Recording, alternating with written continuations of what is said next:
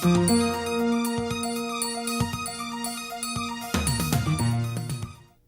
this module, we're going to take a look at typical construction features of the power generator and also discuss important factors related to operation and control.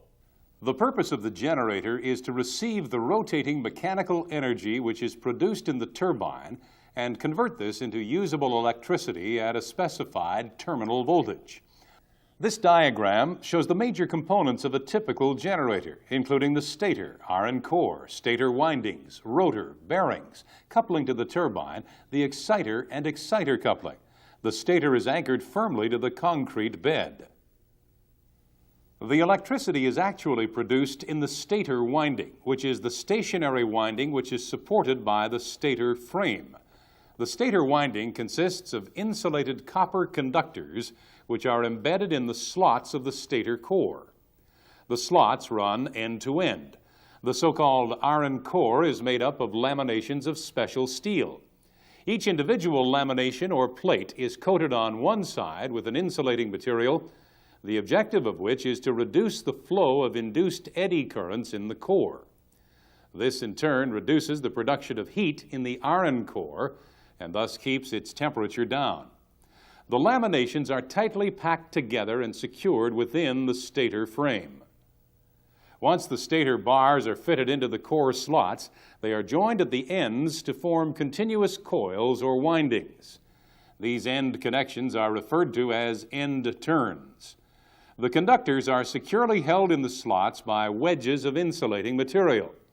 This is extremely important, as the windings are subject to quite heavy mechanical forces during operation. The windings may try to twist during heavy power surges or electrical faults on the power system. Similar distortion of the windings may occur if the generator is incorrectly synchronized, that is, connected to the system when it is out of phase with the system. One problem that can occur on generators is the loosening of the windings with resultant vibration and increased temperature rise and perhaps damage to insulation. Checking the conductor wedges for tightness is an important maintenance item during overhauls. The stator conductors are connected together in various series and parallel arrangements to produce the rated terminal voltage, typically in the range 11 kilovolts to 25 kilovolts, and rated output current, which may be several thousand amps. The stator windings are connected to the terminals, usually located at the bottom of the generator. Outgoing conductors are connected to these terminals in order to carry power to a bus or a power transformer and perhaps to an auxiliary transformer. Voltage transformers, or VTs, are also located close to the terminals to provide input to the generator voltage control system. Current transformers, CTs, are usually located close to the terminal bushings. These CTs measure the value of current and transfer this information to the control and protection system. In some generators, surge capacitors or lightning arresters are located at the terminals to protect the generator windings. Heat is produced within the generator in three ways. Current flowing in the stator winding produces heat, which is proportional to the square of the current. This is the I squared R, or copper loss. Friction between the spinning rotor and the air, or hydrogen, in the generator produces heat called windage loss. Stray induced currents in the iron core produce heat called iron loss. If the internal temperature rises too high, it will damage the insulation and put the generator out of service. For this reason, distinct limits are placed on permissible temperature rise. In order to monitor this, temperature detectors are embedded in the stator windings at the anticipated hotspots. And these readings are continuously recorded and alarmed when necessary.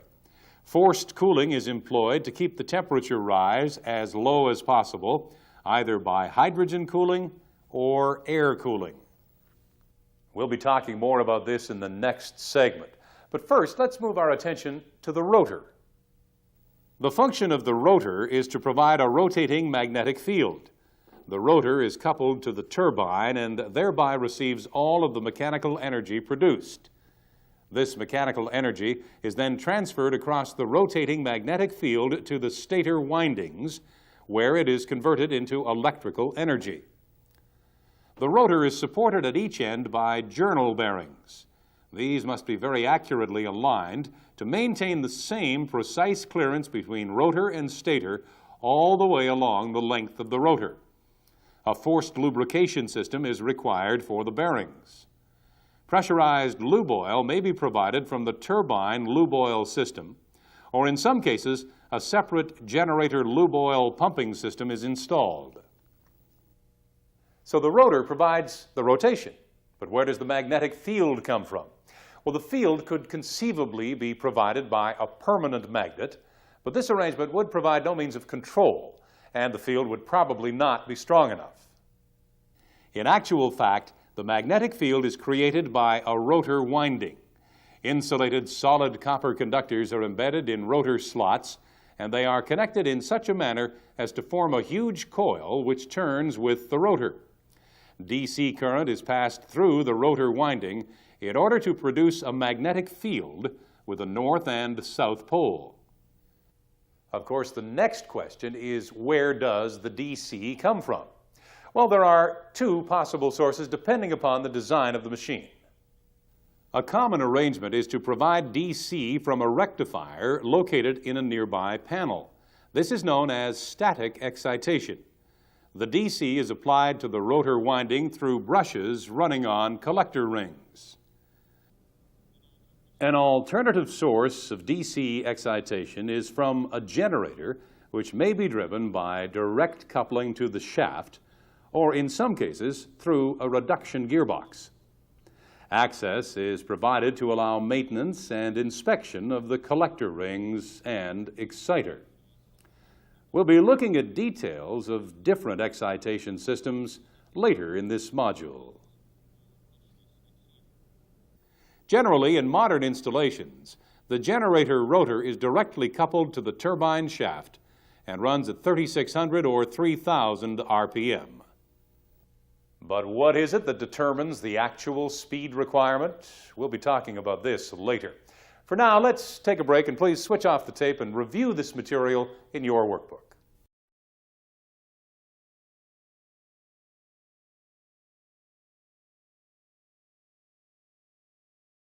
The cooling system is a vital component of generator operation. As we mentioned in the last segment, the amount of power which a generator can supply is limited by the temperature rise of the windings. Therefore, the more efficient the cooling system, the greater the load that can be placed on the generator. For small turbine generator installations, air cooling is employed, usually open cycle. The air is actually circulated through the generator by fans, which are fitted at each end of the rotor. As the rotor spins, the fans provide the force to circulate the cooling air through the rotor and stator core. Cooling ducts are often built into the rotor and stator core to allow passage of cooling air. This diagram shows a typical arrangement. Air is drawn in from atmosphere and passed through filters to remove any particles of dust or other contaminants. The air is then drawn down through silencers into the fan impeller at each end. The air is exhausted radially from each fan under pressure and is directed to follow the desired cooling path, eventually exhausting to atmosphere. In some units, silencers are fitted to the air exhaust as well as the inlet. Usually, a separate cooling system is provided for the exciter or collector rings. In this particular arrangement, a small fan impeller is fitted into the collector air inlet adjacent to the collector rings. Air is pulled in through a filter to circulate through the terminal connections and collector rings. As we can see, this system is self-contained and requires no attention from the operator other than to ensure that the filters are clean, thus allowing sufficient air to pass. The pressure drop across the filter will indicate when it needs to be replaced. On standby or peaking units, this task can easily be performed when the unit is out of service. However, on continuously operated base load units, automatic continuous filter cleaning is usually installed. The provision of clean air is absolutely essential, as the ingress of dust and other particulate matter may block cooling passages and may even cause grounding and consequent damage to the insulation. Where the generator is located in a hostile environment, say very dirty conditions, a closed cycle air cooling system is usually employed. In this case, the same air is continuously circulated through the unit, and the air itself is cooled as it passes through a water-cooled heat exchanger. Because of the additional pressure drop across the heat exchanger, it may be necessary in some generators to add a circulating air fan. Makeup air, to compensate for any leakage, is admitted into the suction of the circulating fan. Filters are provided on the makeup air inlet from atmosphere. In other designs, the shaft-driven fans are made larger to avoid the need for a separate air circulation fan. With this arrangement, makeup air is drawn in through the generator housing by these fans. Well, so much for air cooling. Let's now turn our attention to hydrogen-cooled generators. When the unit size increases above, say, 100 megawatts, hydrogen cooling is normally employed. There are several advantages to using hydrogen as a cooling medium instead of air. Hydrogen is less dense than air, and consequently the windage loss, that is, friction loss due to rotation of the rotor, is considerably reduced. Hydrogen has a much greater capacity to absorb heat than air. Therefore, it is a better cooling medium. The generator operates in a very clean atmosphere. Generally speaking, the hydrogen-cooled generator can be made physically smaller than an equivalent air-cooled generator of the same capacity. Therefore, on the larger capacity generators, it is more economical to install a hydrogen-cooled system, even though this entails a much more complicated installation. The generator casing is built as a sealed unit, with the hydrogen inside the casing maintained at a pressure of about 30 psig, or about 3 bar. Not all units operate at the same hydrogen pressure, so make sure that you know the operating conditions for your particular unit. Actually, the higher the hydrogen pressure, the greater the cooling effect, and consequently the power output of the generator can be increased. The hydrogen is circulated within the generator by shaft-mounted fans, similar to the arrangement for air-cooled generators. The heat picked up by the hydrogen is extracted by passing the gas through water-cooled heat exchangers. Some adjustment of cooling water flow through the hydrogen coolers may be necessary to maintain the optimum temperature for the hydrogen gas. This is normally performed automatically. As the hydrogen is maintained at a positive pressure inside the casing, there is no possibility at all of air entering from outside. This is a distinct advantage, as it ensures that the generator internals operate under ideal, clean conditions. On the other hand, the presence of hydrogen under pressure does have a slight negative factor, that is, the loss of hydrogen by leakage. Leakage could conceivably occur through joints in the casing, particularly around the terminal bushings, but the most likely area is through the shaft seals, and we'll talk more about this in a moment.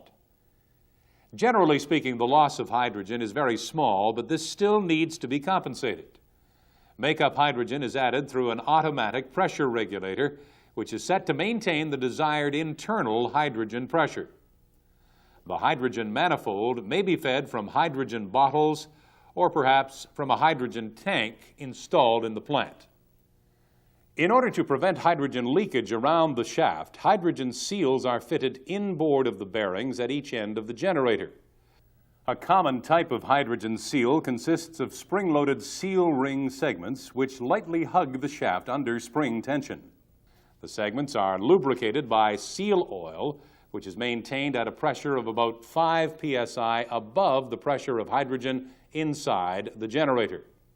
Consequently, it is impossible for hydrogen to leak out past the seal.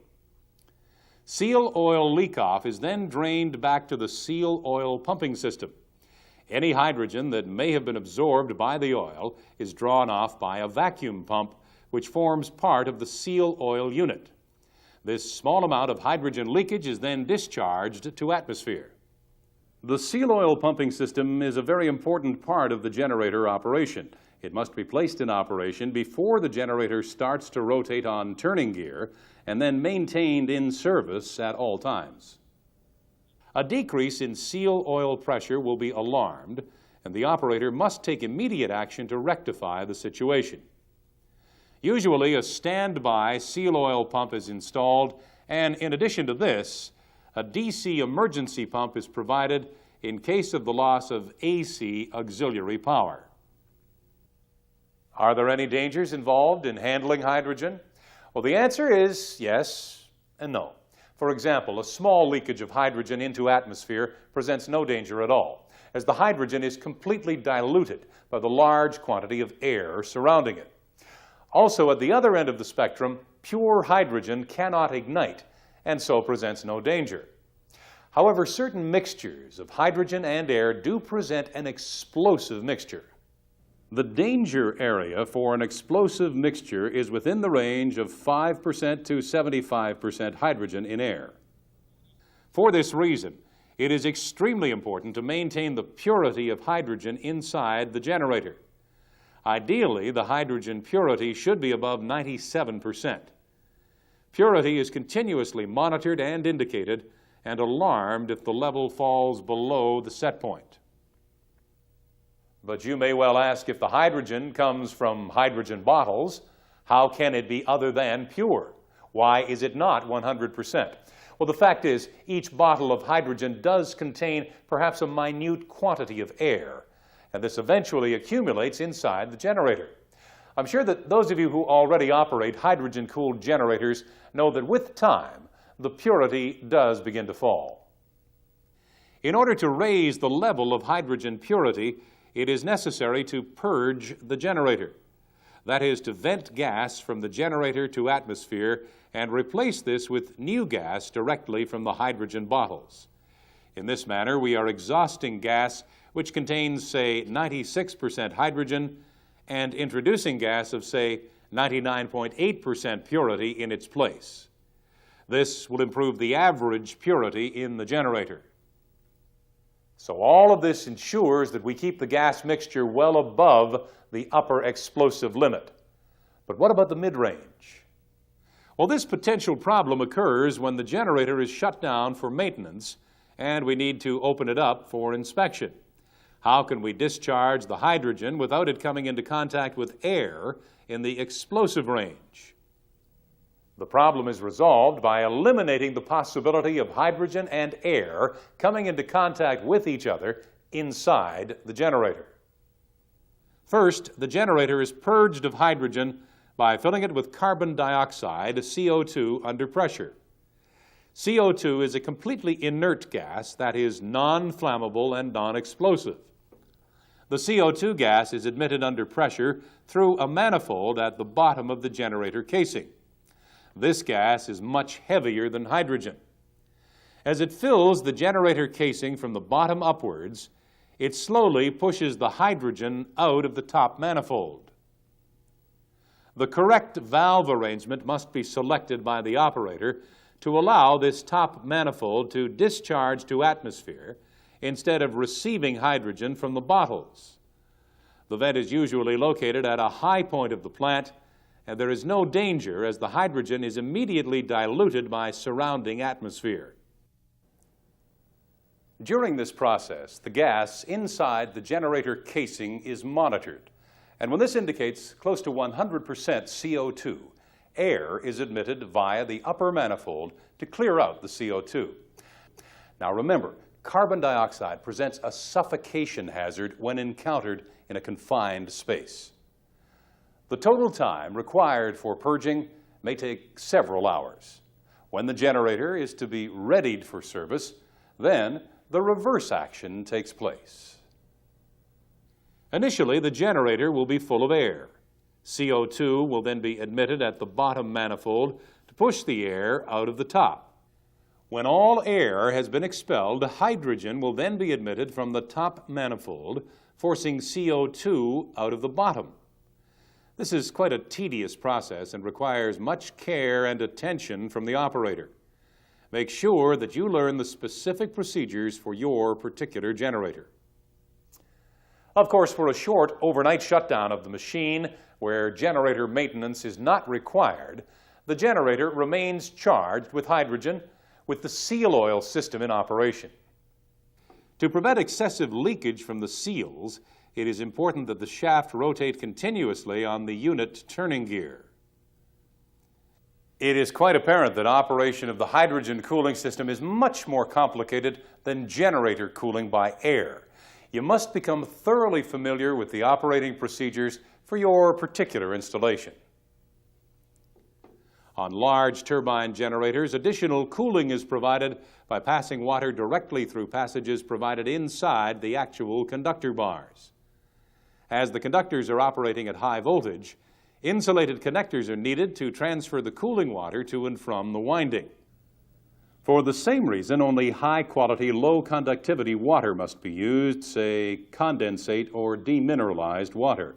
A cooler is normally employed to remove the heat in this closed-cycle system. In this segment, we've dealt with the fundamentals of the different cooling systems. Make sure that you thoroughly learn the details of the specific cooling system which is installed on your generator. At this point, it's time for a break. Please switch off the tape now and review this material in your workbook.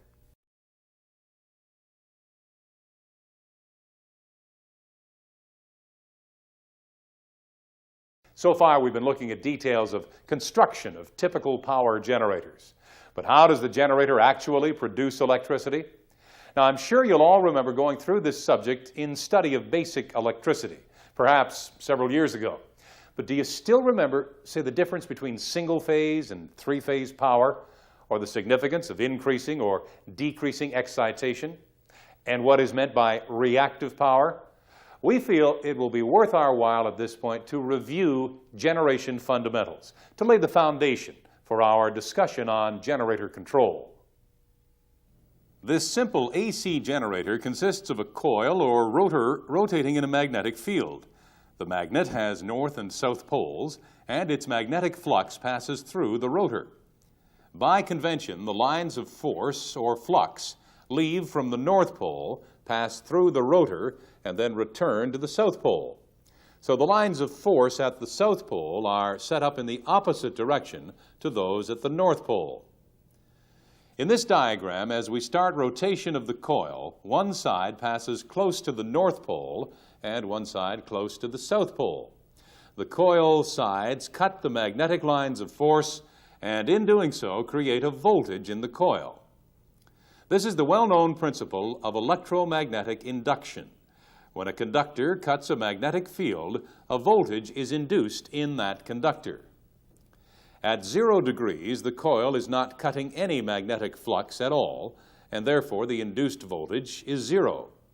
The value of induced voltage is maximum when the coil is in the 90-degree position, because here we have the maximum rate of cutting magnetic lines of force. The direction of induced voltage in the purple conductor is opposite to the voltage in the red conductor. The voltmeter, therefore, receives the sum of the two voltages. As the rotor moved from 0 degrees to 90 degrees, the voltage has increased like this. And then as the rotor moves from 90 to 180 degrees, it decreases like this. As the coil continues rotation past this 180-degree position, the conductors are cutting flux from a different pole. The red conductor is now closer to the North Pole, and the purple conductor is closer to the South Pole. So the voltage generated is now in the opposite, that is, negative direction. So we can see that one revolution of the coil produces one cycle of alternating voltage. It is called alternating because one half of the cycle is in the positive direction and the other half is negative. We have been moving the coil with the magnet in a fixed location. This is basically what's done in the brushless exciter, which provides the excitation voltage or rotor voltage for some AC generators. Now, this will be discussed in segment E of this module. However, this is not a practical arrangement for large AC generators, as huge slip rings would be required to accept the large AC generator output current from the rotor. Instead, the magnet is rotated while the coil remains fixed to produce an AC voltage. One of the principal tasks in designing an AC generator or alternator is to construct a combination of magnetic fields and coil configurations that produce a true sine wave at the generator terminals. If we connect this circuit through a resistance and an ammeter, we find that the current follows the same pattern as the voltage. The positive and negative half cycles mean that the current is flowing in one direction for half the cycle and then in the opposite direction for the other half cycle. As the magnet continues to rotate, it produces further cycles of voltage and current like this. These curves are known as sine waves, and values can be calculated from trigonometric tables. This then is how AC voltage and current are generated. You can see that for each revolution of the magnet we have one cycle. So if the rotor is spinning at, say, 60 revolutions per second, then we will generate 60 cycles per second. You recognize this, of course, as frequency, usually stated as 60 hertz. 60 revolutions per second is equal to 3,600 revolutions per minute. And I am sure we are all familiar with that number. By contrast, a two-pole machine on a 50 hertz system, as used in Europe, needs to run at 3,000 RPM. On some generators, the rotor is built with 4 poles instead of 2. That is, 2 north poles and 2 south, like this. Now, each single revolution of the rotor will generate 2 complete voltage cycles. So at what speed will the generator need to run in order to produce a frequency of 60 hertz? This can easily be calculated from the standard expression that says frequency equals P, that is the number of poles over 2, times N, that is revolutions per minute over 60. In this case, the 4-pole machine must run at 1,800 RPM to produce 60 hertz. You can see that the required speed of the generator depends upon the frequency and the number of poles on the rotor. In practice, instead of a rotating permanent magnet, the magnetic field is provided by an electromagnet. The rotor winding is a large coil, and this is fed with DC to create the north and south poles. The DC field current is known as excitation. Increasing the magnitude of DC current increases the strength of the magnetic field up to certain limits, and vice versa.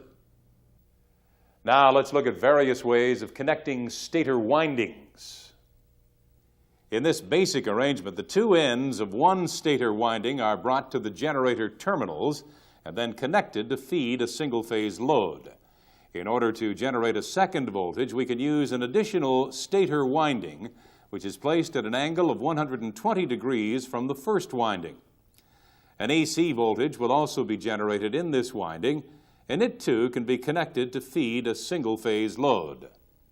But note, their generation cycles, that is, minimums and maximums, occur at different times. In fact, the voltage cycle of phase 2 is 120 degrees behind phase 1. That is a time lag of 5.5 milliseconds on a 60 hertz system. In a similar fashion, we can utilize a third stator winding, which is placed yet another 120 degrees, that is a total of 240 degrees from phase 1. This too can be connected to feed an individual single-phase load. And similarly, its voltage generation cycle is 240 degrees out of phase with phase number 1. So what we have in effect here are 3 independent windings supplying 3 independent loads, but each using a common iron core and rotating magnetic field. Almost 3 generators in one. But there is a further advantage. By connecting one end of each stator winding to a common neutral point, we can provide one single return conductor for the circulation of current from all 3 phases. As the currents in these 3 phases are out of phase, The positive and negative flows in the neutral occur at different times, and therefore have a tendency to cancel each other out. In fact, if the load on each phase is identical, that is, a balanced load, we find that the return current in the neutral completely cancels out to zero. Therefore, we can eliminate the neutral. We now have the conventional three-phase system as you know it. The three outgoing terminals from the generator are connected by three lines to the three-phase load, that is, the bus or power transformer. This, in turn, feeds the three-phase power system. Most of the heavy loads on the system are actually three-phase balanced loads. For example, electric motors. Moreover, single-phase loads, such as residential loads, are connected to the distribution system in such a way as to provide an approximate balance. The common connection of the stator winding, usually known as the neutral point, is often connected to ground. There are several other ways of connecting generator windings, but this is certainly beyond the scope of this module. If you would like to know more about this subject, please refer to our other programs. So let's now turn our attention to synchronizing. When the generator is switched into the power system, it is not sufficient to just close the circuit breaker. Certain definite conditions must be set up before the generator can be synchronized to the system. The first thing is that the generator must be running at its rated speed. This is done by adjusting the governor set point. Second, the generator terminal voltage must be adjusted to equal that of the bus to which it is being synchronized. This is done by adjusting the excitation. As the strength of the magnetic field is increased or decreased, so will the terminal voltage rise or fall. The third very important factor is that the incoming generator voltage must be in phase with the bus voltage. What do we mean by this? Well, look at this example showing one phase only. Here is the sine wave representing the bus voltage, and here, superimposed, is the incoming generator voltage. You can see that the generator is over 90 degrees out of phase. If we closed the breaker in this situation, the generator would attempt to pull itself into phase. Now, this could twist the windings in the stator core and create considerable damage. Of course, the great surge of power would be detected and the breaker immediately opened by protection devices. In order to provide the correct conditions for synchronization, we need to very gently adjust the speed of the incoming generator so as to bring it into phase with the bus. At the moment that the two are in phase, the breaker should be closed, and the unit will then lock into synchronism with the power system. On most modern units, this synchronization is performed automatically. However, you may find the need to do this manually on certain occasions. For this purpose, a synchroscope is provided. This is connected to either side of the breaker and, in fact, indicates the difference in phase between the two sides. For example, this condition shows that the generator is 90 degrees out of phase with the bus. As the pointer is stationary, it also indicates that the speed, that is, the frequency, of both the system and the incoming generator are identical. More often than not, you will see the pointer slowly rotating like this, indicating a slight variation in speed. In the case shown, the incoming generator is running slightly faster. If the rotation is slow enough, you can manually close the circuit breaker just before the pointer reaches the midnight position. The machine will then lock itself in synchronism and start providing power. In order to further increase power output, it is necessary to add more torque to the unit. This is done by increasing the steam flow to the turbine. But can we not also increase real power output, that is megawatts, by increasing excitation? The answer is a definite no. Increasing the excitation will only increase voltage to a certain extent and will also increase the reactive power output of the generator. We'll be talking about this later. Let's first take a break, and then we'll come back and continue our discussion with a look at generator control. For now, please switch off the tape and review this material in your workbook.